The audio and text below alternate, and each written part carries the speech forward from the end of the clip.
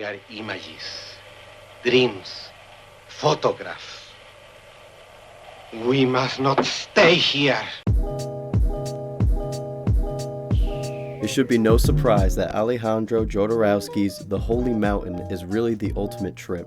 Unlike Kubrick's 2001: A Space Odyssey, which uses story structure more readily, The Holy Mountain virtually abandons comforting plot design and travels into being absolute film. The story is shown almost entirely through visuals, and the audio comes into play as an extension, if not an even greater abstraction to the bizarre and raw motion pictures. Upon viewing, you are battered and seduced with beautifully and yet disturbing collages of sequences that seemingly don't fit together. In fact, the sequences are so bizarre that my first inclination was to run to some old coverage of the film to figure out the metaphors and meanings. The theme of Holy Mountain is one of a spiritual journey, but not your usual path taken.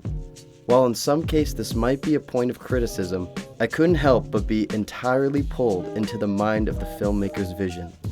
Filmmakers at the time had the freedom to make art through cinema. Jodorowsky took advantage of this by filling every moment with symbolism. For example, our main character enters a rainbow room with a single holy man and camel.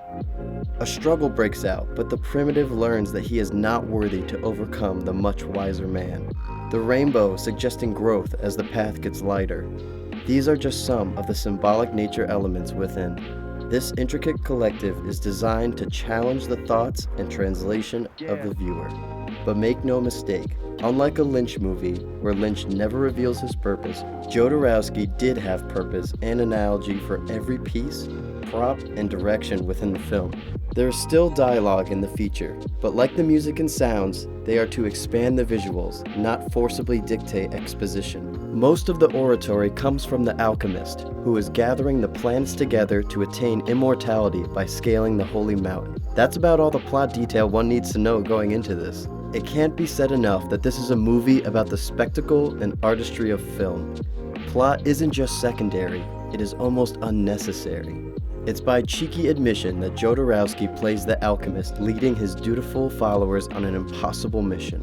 The 9 disciples aren't just real-world stand-ins for the main archetypes of identities, but for the film's viewers as well. The glory of film is that dead, organic matter is brought back to life by silical illumination. To break free from all chains and bondages, literal and figurative, from the confining limitations of one's own physical anatomy, the alchemist is causing a reinvention in how to digest the matter of all things. Jodorowsky is multidimensionally blurring the lines of fiction and reality into an entirely new plane. The best of artists have attained similar self-aware conceits in their creations for ages. It certainly looks like Shakespeare did it the best with Hamlet. But the difference with the Holy Mountain is that the celestial bodies become aware of their circumstances and existence, and their relationship to the real. It's unbelievable to see fiction appear on screen as sentient life forms, and it makes the 2-hour runtime deserving of an instant looping luminescence. The Holy Mountain is real cinema, and unlike any mind-expanding journey. Offensive and grotesque, yet ragingly beautiful, the film consciously places icons and symbols first, while totally removing the shackles of dogmatic plots. The Holy Mountain challenges religious and political regimes as methods of interpretation. Blowing down the doors of meta-narratives and the fourth wall, the desire to transcend material trappings is envisioned in the rejection of form and frame. Goodbye to the Holy Mountain. Real life awaits us.